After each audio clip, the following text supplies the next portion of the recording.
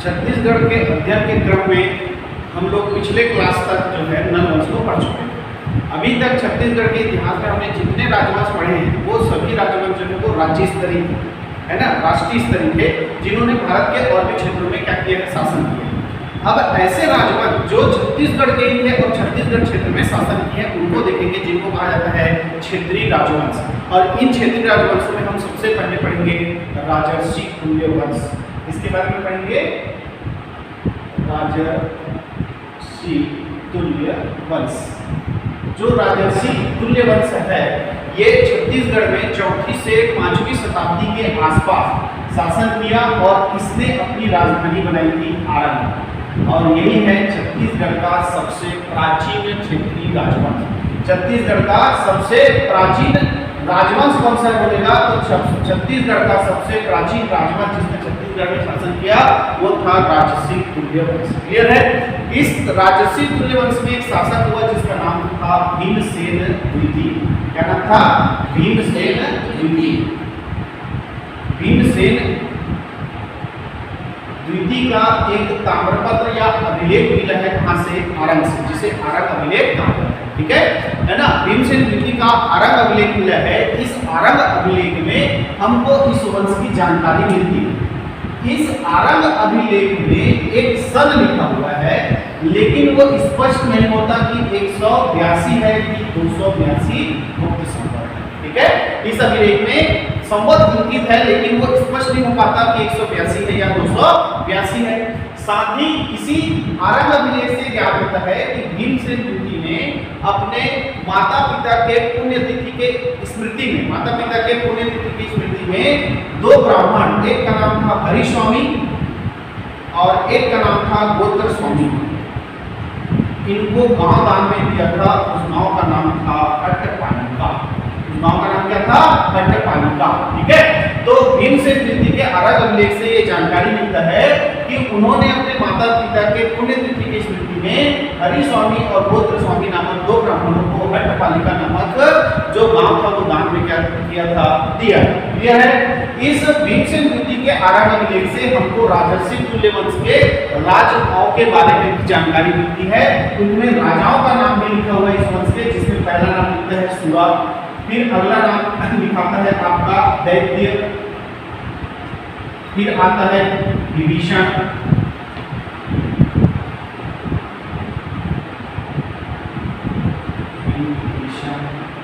ठीक है, फिर है भीमसेन प्रथम, भीमसेन प्रथम, फिर नाम आता है दैत्य द्वितीय,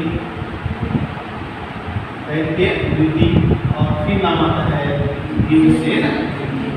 ठीक है। इस तरह इस राजवंश के राजाओं का नाम मिलता है इसमें आरंग अभिलेख में, जिसमें से पहला राजा का नाम क्या मिलता है? सुरा। इसलिए इस राजवंश को सुरा राजवंश भी कहा जाता है। ठीक है। इस राजवंश को, राजर्षि तुल्य राजवंश को सुरा राजवंश भी कहा जाता है क्योंकि जो आरंग अभिलेख है उसमें राजाओं का नाम लिखा हुआ है इस वंश के, जिसमें पहला नाम सुरा लिखा हुआ है, इसलिए इसको क्या कहा जाता है? सुरा राजवंश कहा जाता है। क्लियर है। इस वंश की जो मुद्रा थी है ना, उसमें सी का चिन्ह अंकित होता था। इस है ना, इस वंश के जो मुद्रा थी उसमें सी का चिन्ह क्या होता था? अंकित होता था। और ये माना जाता है कि ये जो राजर्षि तुल्य वंश है इसको वाकाटक वंश के राजाओं ने पराजित कर दिया और इस वंश को क्या कर दिया? समाप्त कर दिया। इस तरह से छत्तीसगढ़ का पहला क्षेत्रीय राजवंश राजर्षि तुल्य वंश को वाकाटक वंश ने क्या कर दिया? समाप्त कर दिया। क्लियर है। तो इस राजर्षि तुल्य वंश के बाद अगला क्षेत्रीय राजवंश देखेंगे सरभपुरी वंश। सरभपुरी वंश ने छत्तीसगढ़ में 5वीं से 6वीं शताब्दी है ना, 5वीं से 6वीं शताब्दी के आसपास शासन किया और उनकी राजधानी थी सरभपुर। उनकी राजधानी क्या थी? सरभपुर। पर इतिहासकारों में मतभेद है कि ये जो सरभपुर ये वर्तमान का छत्तीसगढ़ का सारंगढ़ है कि ये उड़ीसा का संबल। इसमें अभी भी इतिहासकारों का एक मत नहीं हुआ है कि इतना पता है कि सरभपुरी वंश की राजधानी जो है वो सरभपुर थी, लेकिन ये स्पष्ट नहीं हो पाया है कि ये सारंगढ़ है कि ये संबल। क्लियर है।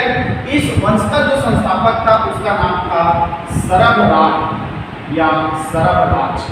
सरव राय या इसी को ही क्या बोलते हैं, सरव राज। क्लियर है? ये जो है इस वंश का क्या है, संस्थापक। क्लियर है? तो सरवपुरी वंश का संस्थापक कौन है, सरव राय। अब याद करो, जब हम गुप्त वंश पढ़ रहे थे तो गुप्त वंश में मैंने आपको पढ़ाया था कि गुप्त वंश का राजा था भानुगुप्त, जिसके एरण अभिलेख, भानुगुप्त के एरण अभिलेख में इस राजा का क्या है, उल्लेख। क्लियर है? भानुगुप्त के एरण अभिलेख में सरवपुरी वंश के राजा सरव राय का क्या है, उल्लेख है। और ये छत्तीसगढ़ का पहला राजा हुआ जिसने सिक्कों में प्राकृत भाषा के स्थान पर संस्कृत भाषा का क्या किया, प्रयोग किया, है ना। तो सिक्कों में इस राजा सरव राय ने प्राकृत भाषा के स्थान पर इसका संस्कृत भाषा का क्या किया, प्रयोग किया। क्लियर है? तो इस वंश का संस्थापक कौन है बोलेगा तो सरव राय है। क्लियर है? इस वंश का राजा जिसका उल्लेख कहाँ है, भानुगुप्त के एरण अभिलेख में है। साथ ही इस वंश का पहला राजा हुआ या छत्तीसगढ़ का पहला राजा हुआ जिसने सिक्कों में प्राकृत भाषा के स्थान पर इसका संस्कृत भाषा का क्या किया, उपयोग किया। क्लियर है? इसके बाद हम इस वंश का अगला राजा पढ़ेंगे जिसका नाम था नरेंद्र। इसका 2 ताम्रपत्र प्राप्त हुआ है, एक है कुरुप ताम्रपत्र और एक है पिपरीदुल्ला ताम्रपत्र। ठीक है? तो इस राजा का 2 ताम्रपत्र प्राप्त हुआ है, एक कहां से, कुरुप से, और एक कहां से, पिपरीदुल्ला से प्राप्त हुआ है। क्लियर है? इसके बाद अगला राजा पढ़ेंगे प्रसन्नमात्र। प्रसन्नमात्र इस वंश का प्रसिद्ध राजा था कौन, प्रसन्नमात्र। इस राजा प्रसन्नमात्र ने उस समय के निडिला नदी के किनारे पर, कौन सी नदी के किनारे पर, निडिला नदी के किनारे पर, जिसे आज हम लोग लीलागढ़ नदी के नाम से जानते हैं, इस नदी के किनारे पर अपने नाम से प्रसन्नपुर शहर बसाया, जिसे आज हम लोग मल्हार के नाम से जानते हैं। क्लियर है? तो आपको क्वेश्चन आएगा कि मल्हार का प्राचीन नाम क्या है, तो प्रसन्नपुर, और इस मल्हार की स्थापना करने वाला राजा कौन है, प्रसन्नमात्र। तो सरवपुरी वंश का प्रसिद्ध राजा था प्रसन्नमात्र, जिसने निडिला नदी के किनारे पर, जिस पर हम लोग लीलागढ़ नदी के नाम से जानते हैं, इसने अपने नाम से प्रसन्नपुर शहर बसाया, जिसे आज हम लोग मल्हार के नाम से जानते हैं। इस राजा प्रसन्नमात्र ने गरुड़, शंख और चक्र युक्त सोने का क्या चलाया है, सिक्का चलाया है, सोने का सिक्का। तो ये सरवपुरी वंश का एकमात्र ऐसा राजा है जिसने गरुड़, शंख, चक्र युक्त क्या चलाया है, सोने का सिक्का चलाया। ठीक है?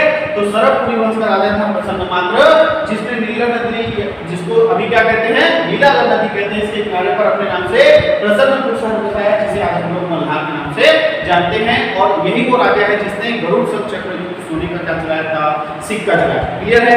इसके बाद राजा पढ़ेंगे दुर्गराज।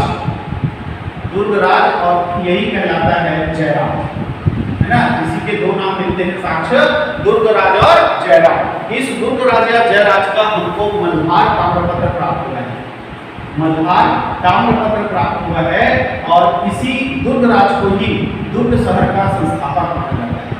दुर्ग शहर का संस्थापक माना जाता है किसको, इस राजा दुर्गराज को। ठीक है? इसके बाद राजा हुआ प्रवरराज प्रथम।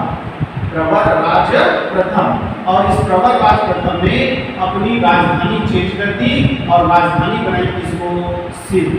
राजधानी किसको बनाई, सिंध को राजधानी बनाई। और इस राजा प्रवरराज के बाद अगला जो राजा नाम मिलता है उसका नाम है सुखदेव राज।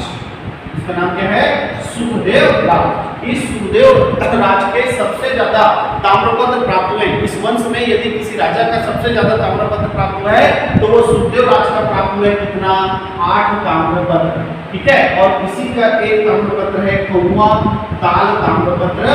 कौवा ताल ताम्रपत्र, जिसमें इंद्रबल इसका सामंत होने का जिक्र मिलता है। इंद्रबल नाम का सामंत होने का जिक्र मिलता है सुखदेव राज का किस ताम्रपत्र से, कौवा ताल ताम्रपत्र से। क्लियर है? और इस वंश का अंतिम राजा के रूप में उल्लेख मिलता है प्रवरराज द्वितीय का। किसका नाम मिलता है, प्रवरराज द्वितीय का। ऐसा जानकारी है कि इंद्रबल ने अपने राजा प्रवरराज द्वितीय की हत्या कर दी और इस सरवपुरी वंश को समाप्त कर एक नए वंश की शुरुआत की, जिसका नाम रखा पांडु वंश, जिसको हम लोग जानते हैं श्रीपुर का पांडु वंश। ठीक है? तो इंद्रबल ने अपने राजा प्रवरराज द्वितीय को क्या कर दिया, हत्या कर दिया, उसकी हत्या कर दी, उसको मार दिया और इस तरह से ये जो पांडु वंश सरभूमि वंश है क्या हो गया, समाप्त हो गया। और इसके बाद सिरपुर में शासन चलेगा किसका, पांडु वंश का। तो अगले क्लास में हम देखेंगे सिरपुर का पांडु वंश। आज के लिए इतना ही।